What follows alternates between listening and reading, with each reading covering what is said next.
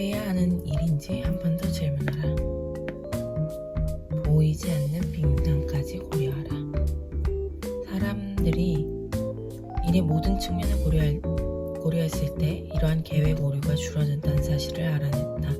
따라서 빙산이 환상 오류가 있음을 인정하고 일어날 수 있는 모든 일을 미리 고려해서 의사결정을 내린다면 소요 시간을 더 정확하게 예측할 수 있다. 상대의 제안을 수락할지는 이러한 정보를 고려한 다음 결정하면 된다. 후회 없는 결정을 내리는 법. 만약 당신도 나처럼 남의 부탁을 잘 거절하지 못하는 사람이라면 기한이 한참 남은 일을 부탁받을 때 그 자리에서 곧장 수락할 가능성이 크다. 정신분석학자 지그문트 프로이트는 쾌락 원리가 작동했기 때문에 이런 행동을 한다고 보았다. 쾌락 원리란 쾌락을 추구하고 고통을 회피하고자 하려는 심리를 말한다. 그러나 이 같은 결정은 즉각적인 쾌락을 얻는 대신 장기적인 고통으로 이어지는 위험을 낳는다.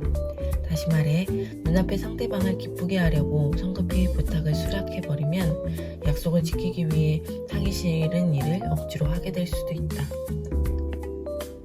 꼭 참석해야 하는 회의를 고르는 법.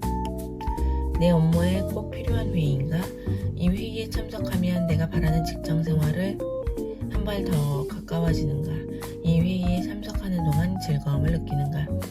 위의 세 가지 질문 중에서 하나라도 해당하지 않는 회의는 참석하지 않는 것이 좋다. 그 회의가 바로 당신의 아까운 시간을 축내는 범위입니다. 건강하게 불균형한 삶을 추구해야 하는 이유. 당신이 직장인이라면 한 번쯤 어쩌면 거의 매일 업무와 일상의 균형이 무너졌다고 느낀 적이 있을 것이다. 우리가 하고 싶어하는 일과 우리에게 활력을 주는 일은 더 많이 하고 하기 싫은 일은 덜 하는 삶, 즉 건강하게 불균형한 삶을 살기 위해 항상 필사적으로 노력해야 합니다. 워라벨 대신 건강하게 불균형한 삶을 살기 위해 매주 금요일마다 지난 한 주를 돌아보는 시간을 보낸다. 일주일 동안 했던 일 중에서 어떤 일이 좋았고 싫었는지 스스로 점검하는 것이다. 그런 다음 다가오는 일주일에 좋아하는 일을 더 많이 하고 싫어하는 일은 더 적게 할 수 있는 계획을 세운다. 금요일 오후를 잘 활용하는 법. 큰 그림을 보는 규칙적인 습관. 할 수도 있는 일 목록. 저는 해야 하는 일 중에 사소한 작업은 할 수도 있는 일 목록에 적어두고 처리해요. 반드시 해야 하는 중요한 일이 아닌 할 수도 있는 일들은 따로 적는 거죠. 물론 이 작업은 이상해 보일 수도 있어요. 하지만 할 일 목록에 무언가를 적는다는 것은 단순히 기록하는 행위이면서 동시에 미래의 자신에게 그 일을 하도록 지시하는 거잖아요.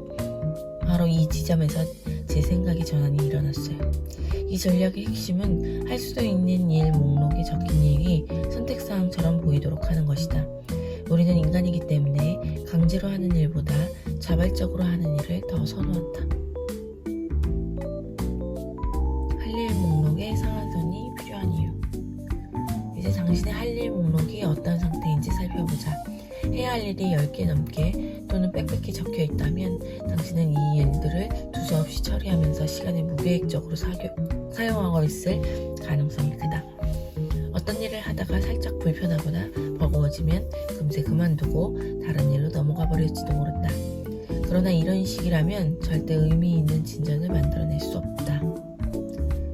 173일차 독서였습니다.